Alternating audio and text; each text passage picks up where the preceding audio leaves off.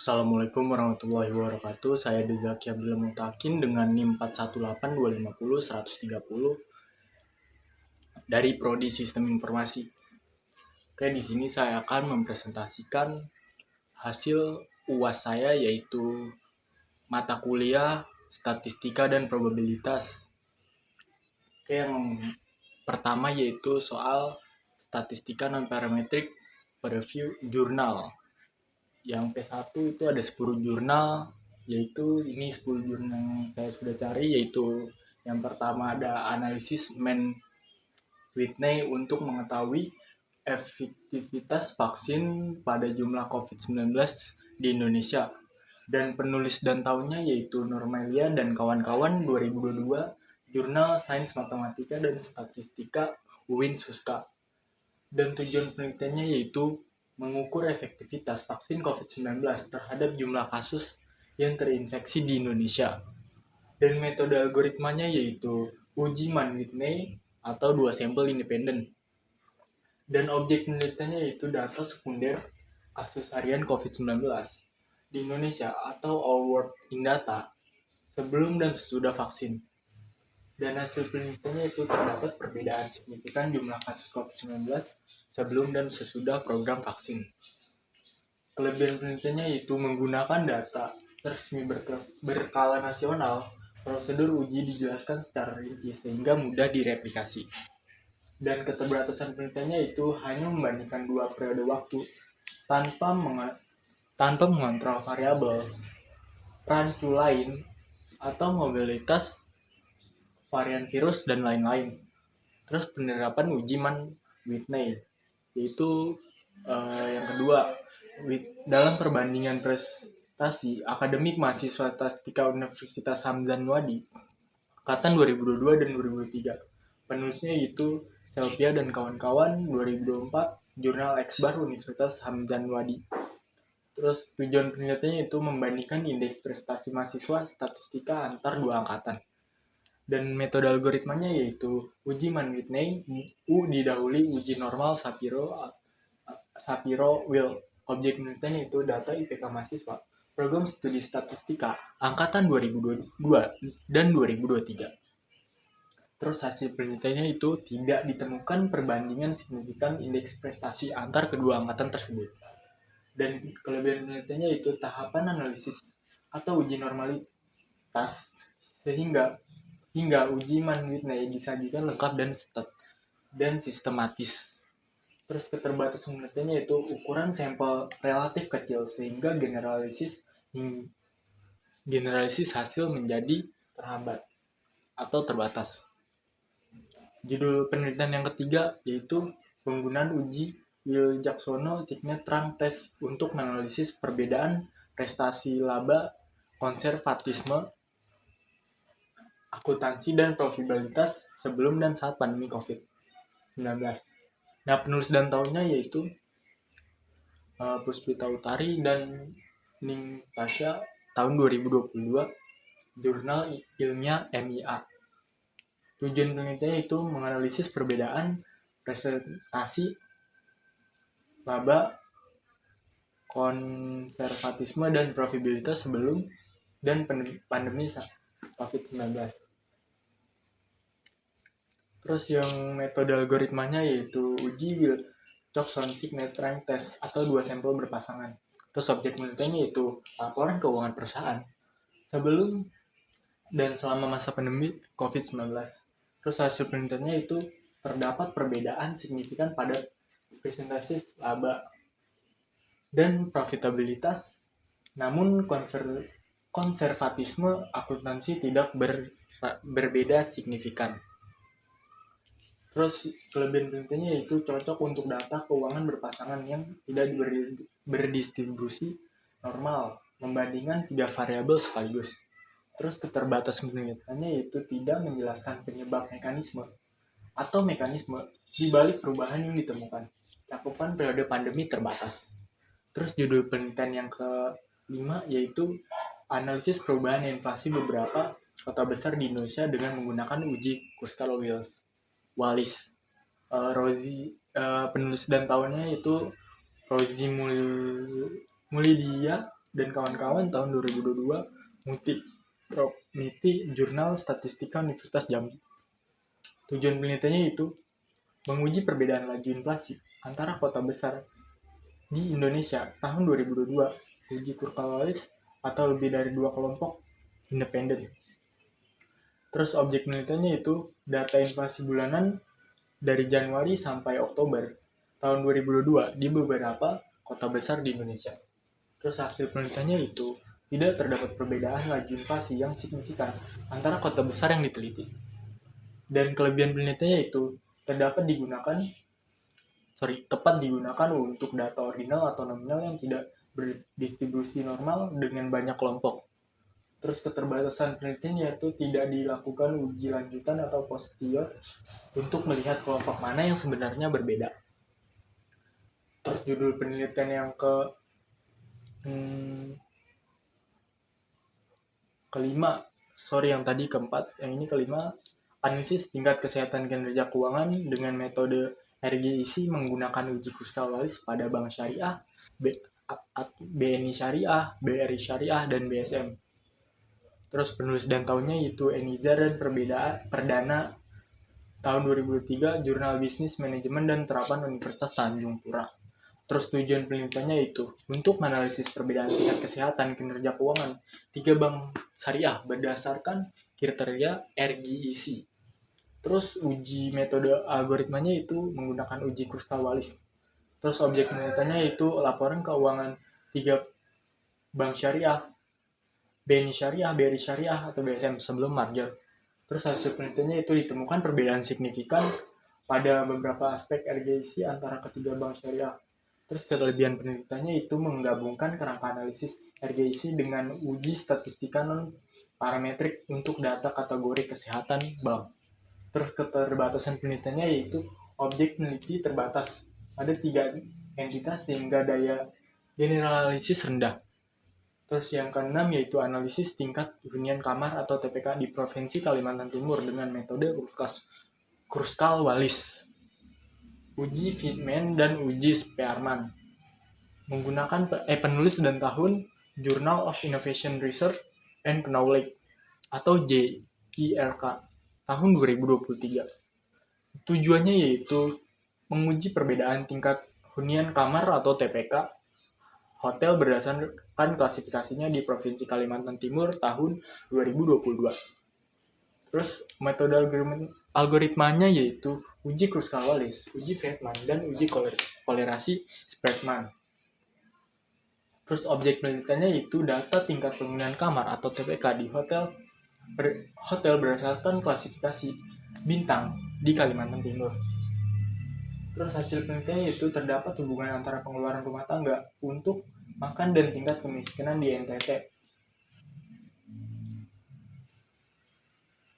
Terus kelebihan penelitiannya yaitu menggabungkan 3 uji non-parametrik sekaligus sehingga memberikan gambaran komparatif dan korelatif yang komprehensif.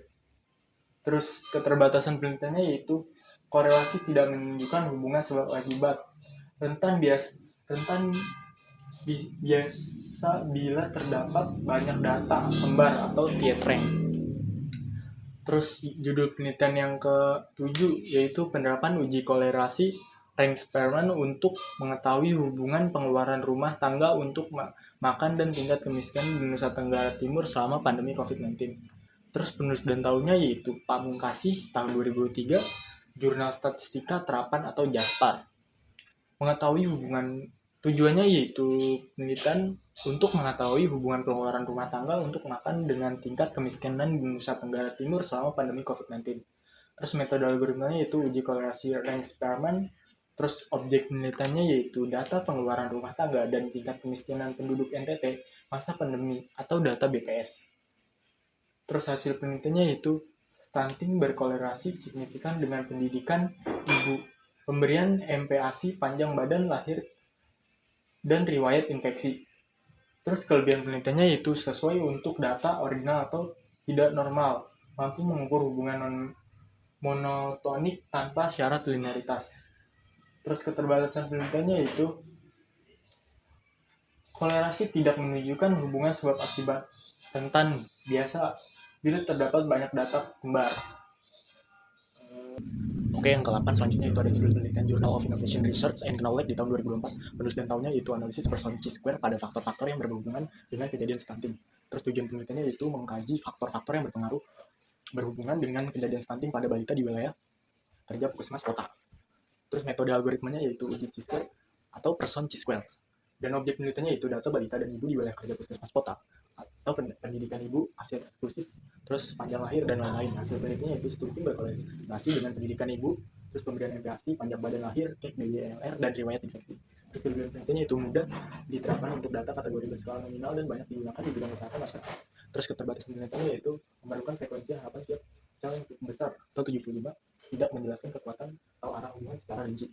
Terus yang ke-9 ada normalitas data menggunakan uji Kolmogorov, Smirnov, dan Shapiro-Wilk studi kasus penghasilan orang tua. Mahasiswa Prodi Pendidikan Matematika Unismu Makassar. Penulis dan tahunnya yaitu Urais tahun 2022, JHS Journal of Health Education, Economy, Science, and Technology. Terus tujuan penelitiannya yaitu menguji penghasilan data orang tua mahasiswa, program studi pendidikan matematika. Metode algoritmanya yaitu uji Kolmogorov, Smirnov, dan uji Shapiro. Terus objek penelitiannya itu data penghasilan orang tua mahasiswa Prodi Pendidikan Matematika Unismu Makassar. Terus hasil penelitiannya itu data penghasilan orang tua mahasiswa terbukti tidak berdistribusi normal atau P value lebih besar A. Kelebihan penelitian itu membandingkan dua metode uji normalitas sekaligus sebagai dasar penentu uji parametrik atau non-parametrik selanjutnya. Terus keterbatasan penelitiannya itu hanya berfungsi sebagai uji persyarat atau bukan uji hipotesis substantif sehingga tidak menjawab pertanyaan penelitian utama. Terus yang ke-10 yaitu analisis penggunaan Provinsi Jambi tahun 2018 sampai 2022 dengan metode uji tanda. Terus penulis dan tahunnya yaitu Panjaitan dan Santika tahun 2022, Jurnal Statistika Universitas Jambi. Tujuan penelitiannya yaitu menganalisis tren pengangguran Provinsi Jambi menggunakan metode uji tanda. Metode algoritmanya yaitu uji tanda atau segment test. Objek penelitiannya itu data jumlah pengangguran Provinsi Jambi periode tahun 2018 sampai 2022. Hasil penelitiannya itu uji tanda menunjukkan adanya perubahan atau pola arah atau tanda jumlah pengangguran pada periode yang diteliti secara konsisten. Terus kelebihannya itu perhitungan sederhana dan tidak memerlukan asumsi distribusi matris kalau data yang tepat. Terbatasan penelitiannya itu hanya memanfaatkan informasi arah atau tanda perbedaan tanpa memperhitungkan besarnya selisih sehingga daya uji atau power relatif rendah. Terus untuk jurnal yang telah saya bacakan dari 10 jurnal ini segitu aja. Selanjutnya soal P2. Oke, selanjutnya saya akan menjawab pertanyaan P2 yaitu uji binomali. Pertanyaannya yaitu tentang produsen obat penurun demam yang mengalami efek samping 30%.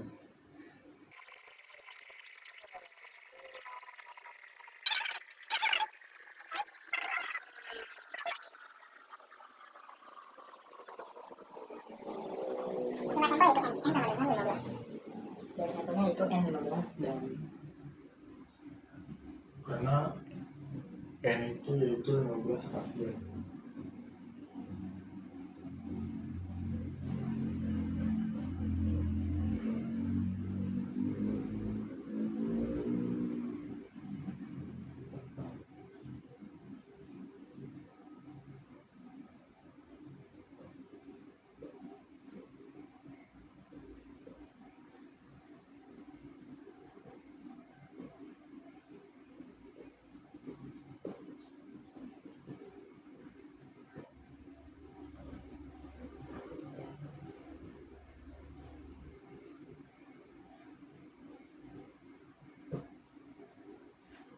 Dan pasien yang mengalami efek samping X itu 3 orang atau 3 pasien.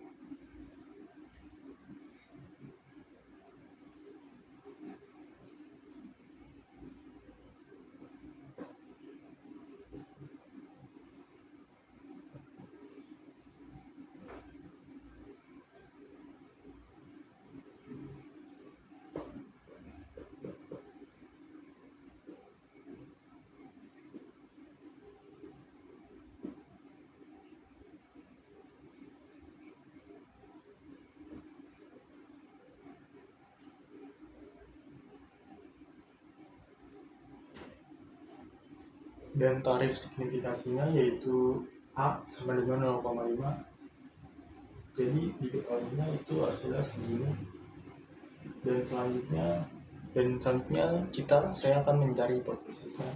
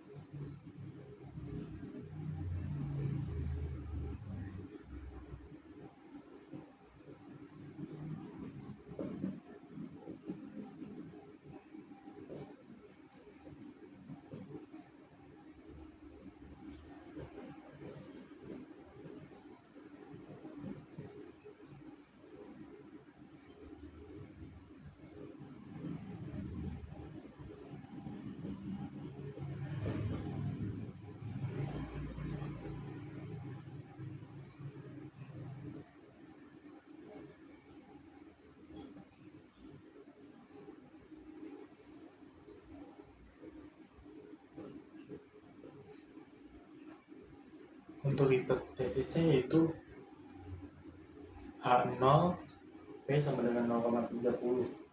Proporsi efek sampingnya itu sama dengan 30%. Nah, yang satunya itu 0,30, tapi proporsi efek sampingnya itu berbeda 30% karena uji dua arah.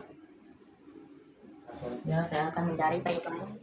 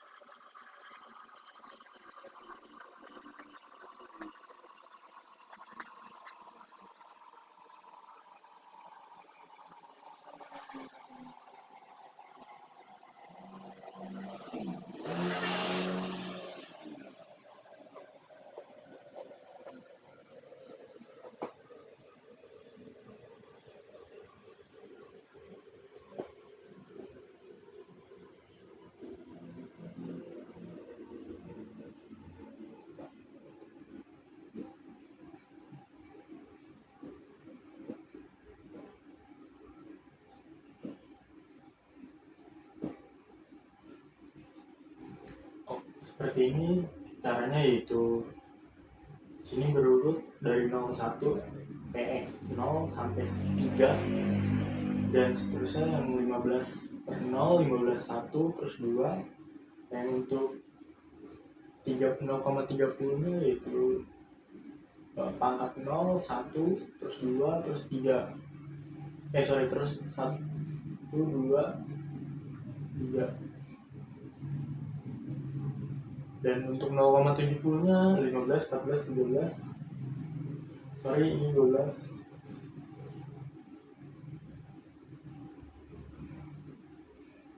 Nah, sekarang saya akan menghitung jumlah hasil.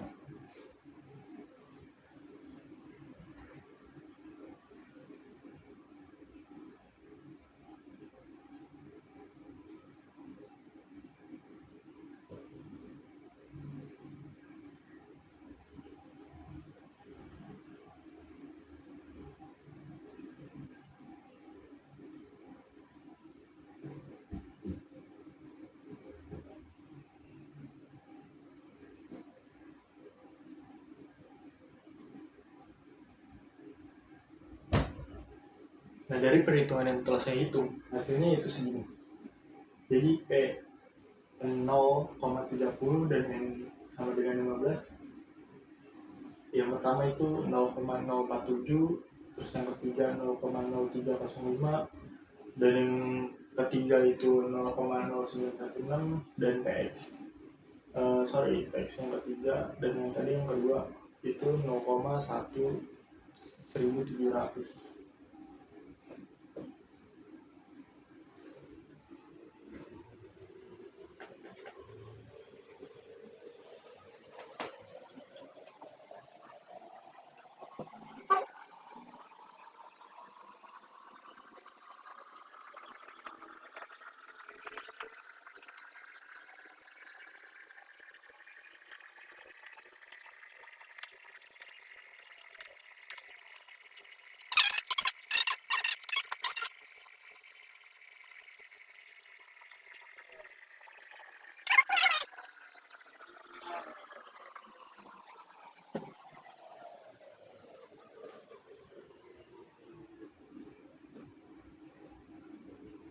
Karena ini dua arah, kita membandingkan probabilitas, yaitu P X gitu.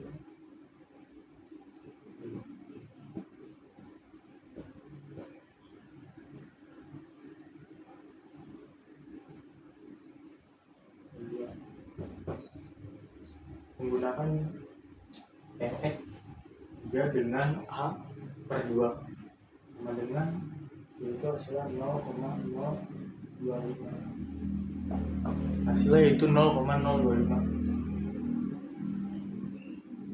Dan nilai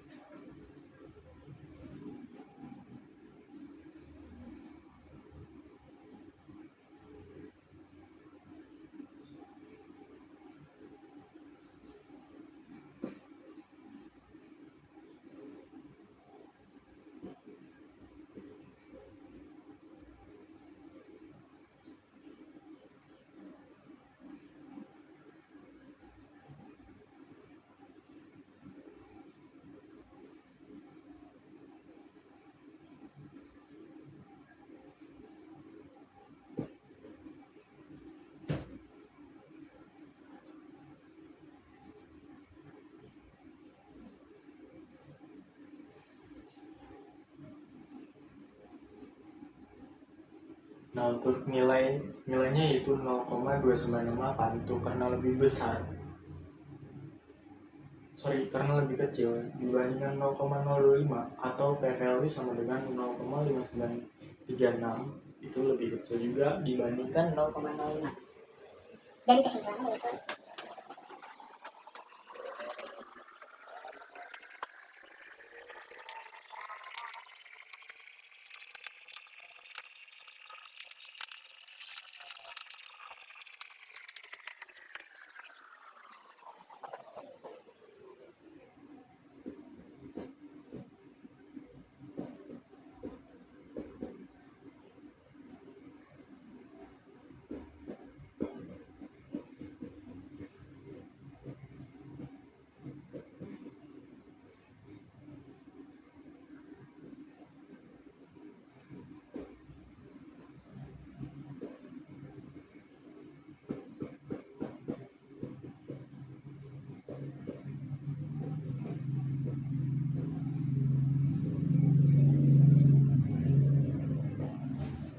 Jadi kesimpulannya yaitu dari soal nomor 1 yaitu A0 ditolak atau gagal karena tidak cukup bukti untuk menyatakan bahwa proporsi pasien yang mengalami efek samping berbeda dari klaim produsen 30%.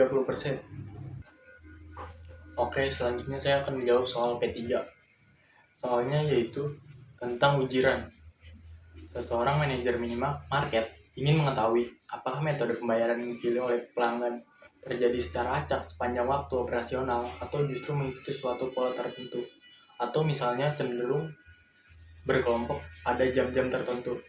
Untuk itu, dicatat metode pembayaran dari 15 pelanggan yang datang secara beruntun dengan kode T sama dengan membayar tunai, K sama dengan membayar dengan kartu non tunai. Nah, soalnya yaitu ujilah dengan ujiran apakah untuk metode pembayaran pelanggan tersebut bersifat acak atau random. Gunakan taraf simplifikasi A sama dengan 0,5. Oke, caranya yaitu seperti ini, saya akan menjelaskannya. cari dikit dulu.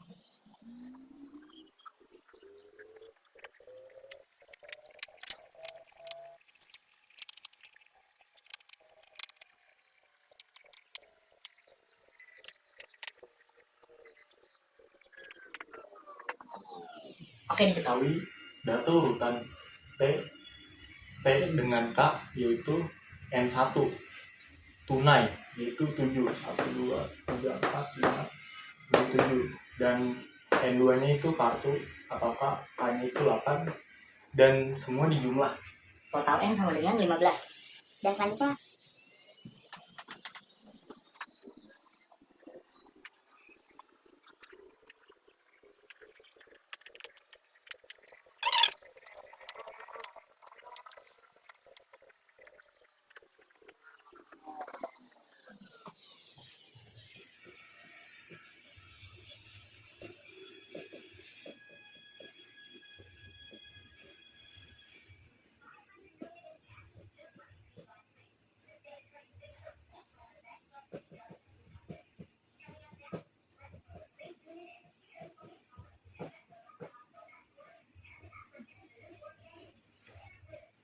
Oke, tesnya yaitu H0 sama dengan urutan pembayaran atau urutan metode pembayaran secara acak atau random sesuai soal yang tadi. Dan yang satunya yaitu urutan metode pembayaran tidak bersifat acak.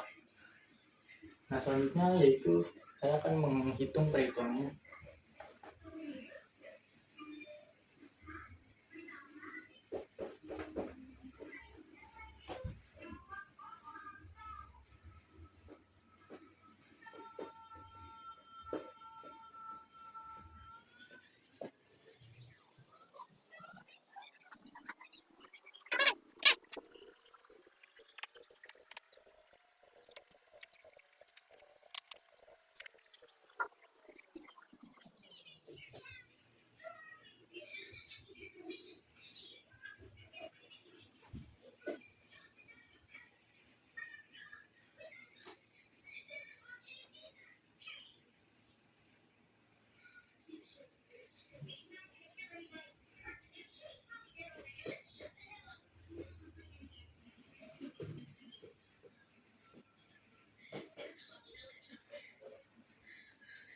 Untuk perhitungannya yaitu total T sama K dijumlahkan sama dengan 10.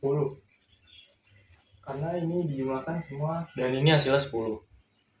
Oke, karena N1, N2 itu lebih kecil dibanding 20, maka kita dapat membandingkan dengan tabel ujian menggunakan uh, distribusi normal. Kita dapat membandingkan tabelnya menggunakan distribusi normal. Caranya yaitu seperti ini.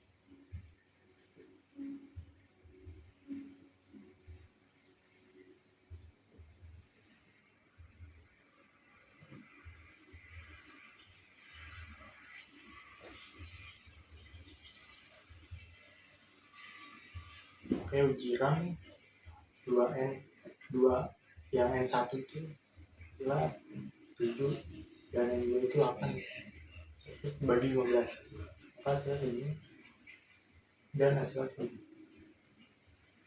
Cara yang kedua yaitu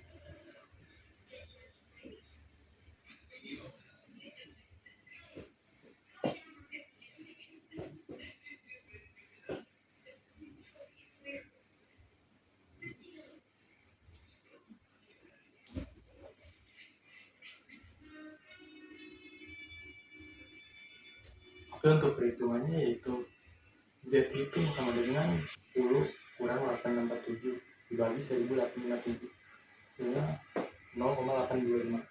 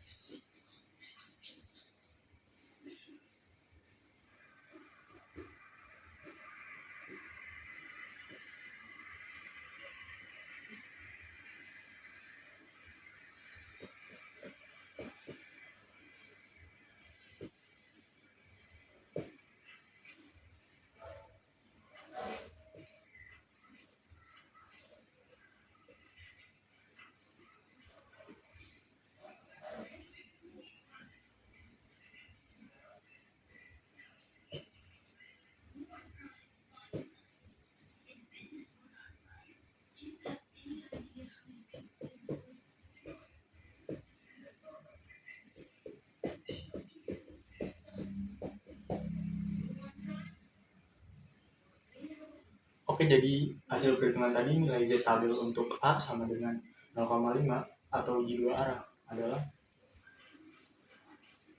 sama dengan 1,96 itu lebih kecil dibanding 0,825, dan 0,825 itu juga lebih kecil dibandingkan 1,96, maka H0 diterima.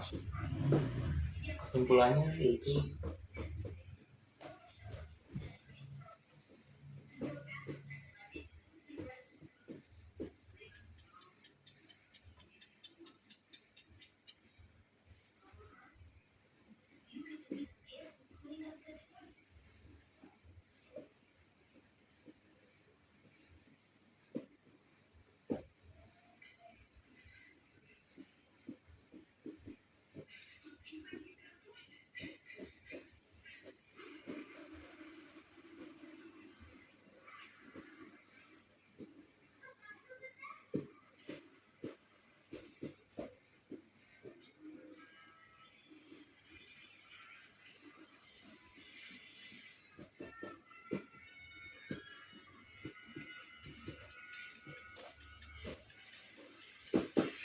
jadi kesimpulan dari soal ujian nomor 3 yaitu gagal. H0 itu ditolak karena urutan metode pembayaran pelanggan itu bersifat acak atau random. Oke, selanjutnya soal nomor P4 yaitu uji Kolmogorov-Smirnov. Soalnya yaitu seseorang dosen statistika ingin mengetahui apakah skor ujian akhir mata kuliah yang diperoleh mahasiswa mengikuti distribusi normal dengan rata-rata sama dengan 75 dan simpang bakunya yaitu 5. Untuk modal tersebut diambil sampel skor uji dari 0 mahasiswa dan skor ujian itu ada 68, 72 dan seterusnya. Nah, pertanyaannya yaitu uji dengan uji Kolmogorov satu sampel, apakah data skor ujian tersebut berasal dari populasi yang berdistribusi normal dengan U sama dengan 75 dan 5, gunakan taraf signifikan A sama dengan 0,5. Oke, seperti soal-soal sebelumnya kita akan mencari diketahuinya dulu.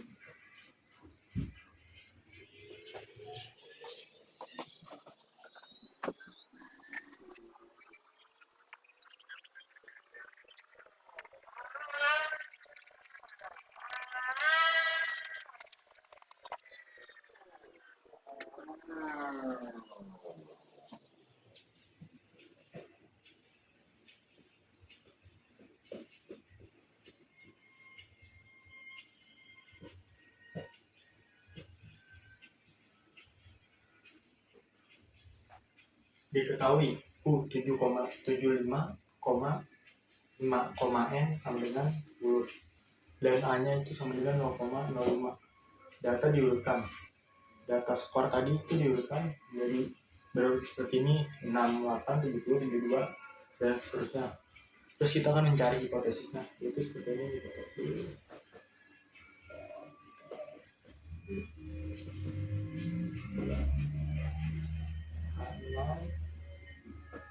Data dari distribusi normal.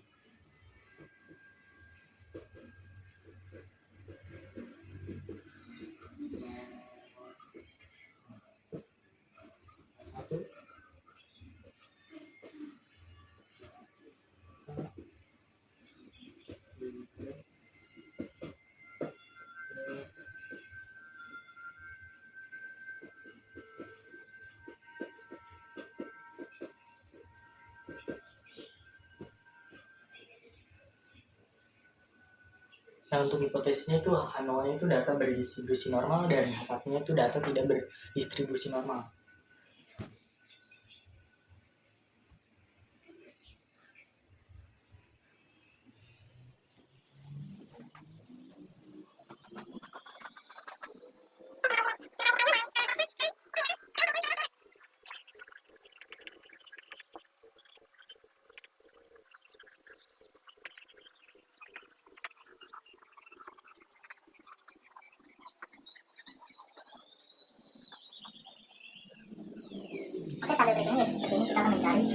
dari tabel perhitungannya.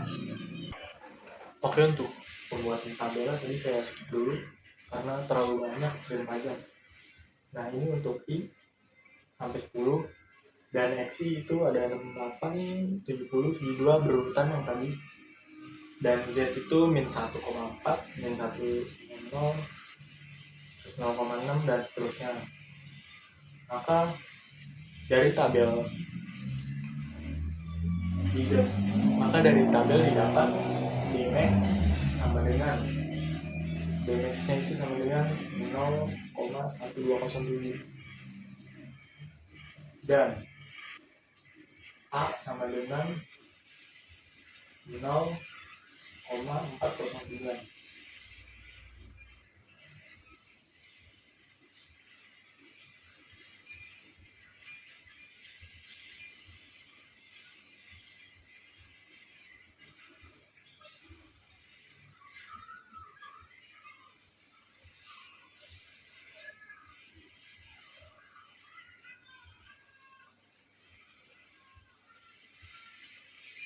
Karena Dmax itu 0,1207 lebih kecil dibandingkan di tabel yang ada cuma 0,409, maka H0 diterima karena kesimpulannya itu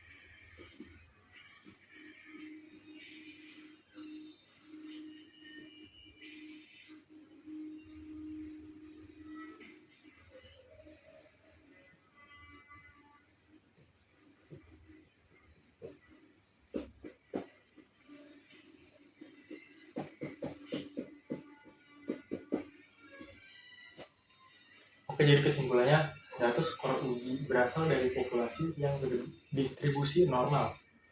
Dmax 0,1207 itu lebih besar dibandingkan di tabel yang hanya 0,409, maka H0 diterima. Jadi jawaban dari soal P4 yaitu ini. Dari uji Kolmogorov-Smirnov, H0 diterima. Selanjutnya soal nomor 5. Seorang guru ingin mengetahui apakah terdapat hubungan antara lama waktu belajar per minggu atau jam dengan nilai ujian akhir yang dapat diperoleh siswa. Dari 10 siswa yang diamati diperoleh data sehingga sebagai berikut. Tentukan persamaan regresi linear sederhana Y atas F menggunakan metode akurat kecil atau least square, hitung koefisien korelasi dan koefisien diskriminasinya. Kemudian perkiraan nilai ujian seorang siswa yang belajar selama 10 jam per minggu dan buat kesimpulannya. Langsung aja ke caranya, yaitu seperti ini.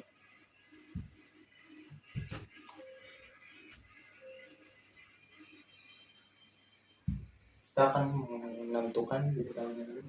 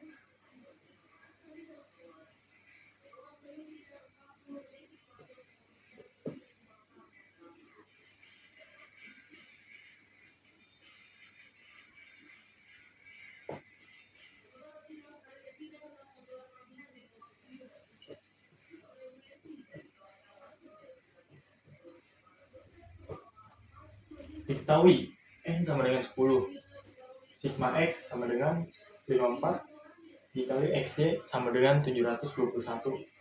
Sigma X pangkat 2 sama dengan 336 dikali 3. Sigma Y pangkat 2 sama dengan 53.993 dikali sigma X Y sama dengan 418.74.187.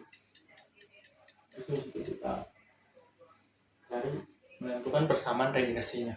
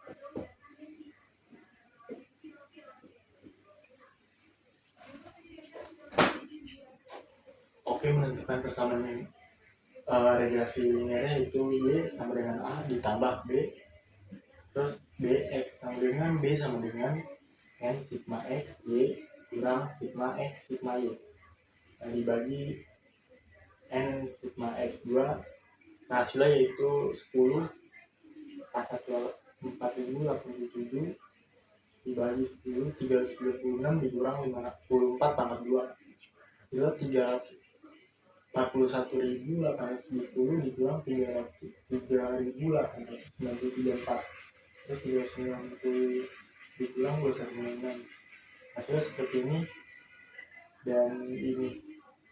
Terus ini dikalikan 2.936 dikali 444, hasilnya 9.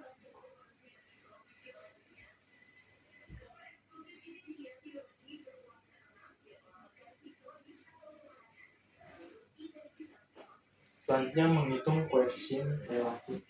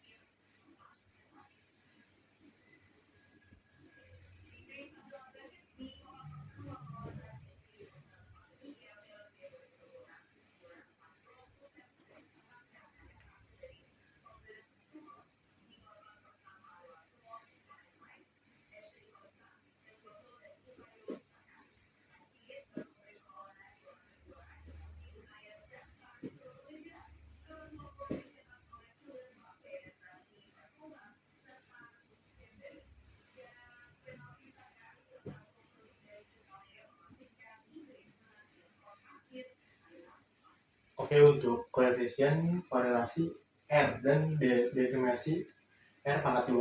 Caranya seperti ini, R sama dengan N sigma X Y dikurang sigma X sigma Y. Terus N sigma X2 dikurang akar sigma X pangkat 2. Hasilnya 2936 yang tadi dimasukkan ke sini dan 440.000 dulu. Terus habis itu 2936 dimasukkan ke sini, terus 444 dikali 53.950 dikurang 51.980 dikurang 519.841 R pangkat 2 hasilnya yaitu seperti ini, 0,993 pangkat 2 sama dengan 0,986, hasilnya 98,6%.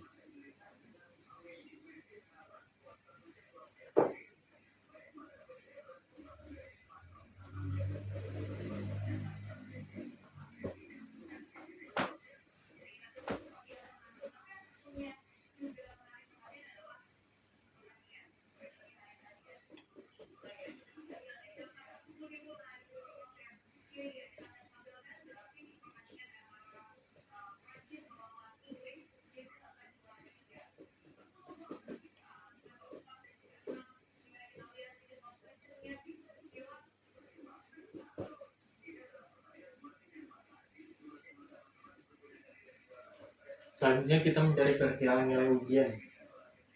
Yang tadi jika X sama dengan 10 jam. Oke, Y kuadrat sama dengan 3.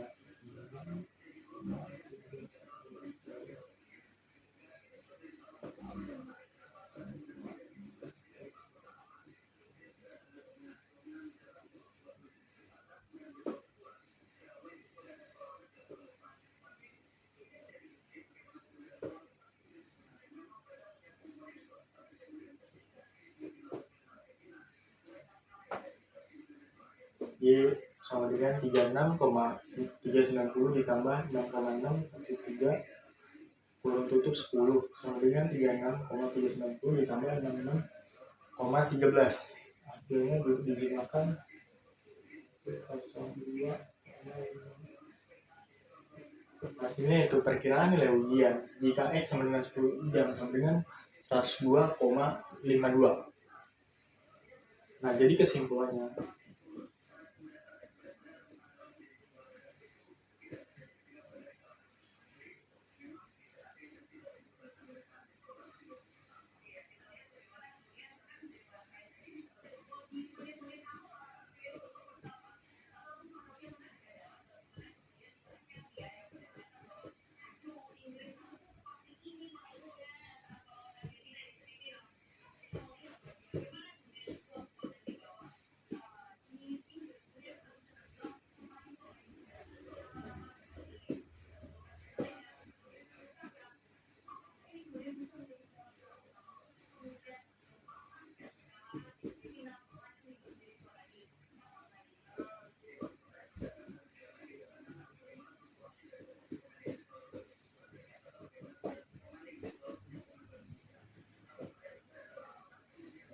jadi kesimpulan dari soal P5 yaitu linear positifnya. Terdapat linear positif yang sangat kuat. R sama dengan 0,993 antara jam belajar dan nilai ujian mahasiswa. Nilai ujian siswa. Jadi jika seseorang siswa belajar selama 10 jam per minggu, perkiraan nilainya adalah, jadi jika siswa belajar 10 jam per minggu, jadi perkiraan nilainya seluruhnya yaitu 102,52. Oke, sekian, terima kasih untuk video hari ini. Kurang lebihnya mohon maaf. Wassalamualaikum warahmatullahi wabarakatuh.